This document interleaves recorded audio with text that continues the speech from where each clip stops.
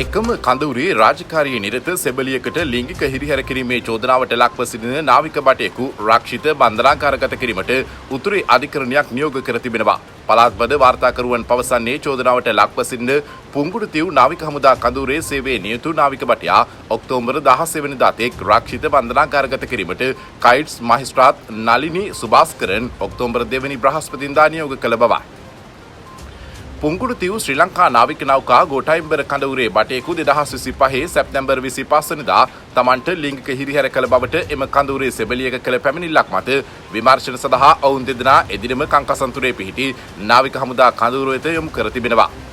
එම කඳවුරේ පිහිටි රෝහලේදී සෙබලිය වෛද්‍ය පරීක්ෂණයකට වාජනය කර වැඩිදුර විමර්ශන සඳහා චෝදනාවට ලක්ව සිටින නාවික බටයා සහ වින්දිත සෙබලිය කංකසන්තුරේ පොලිසිය වෙත බාර දීමට නාවික හමුදාව කටයුතු කර ඇති බවයි පළාත්වද මාධ්‍යවේදීන් වැඩිදුරටත් සඳහන් කළේ.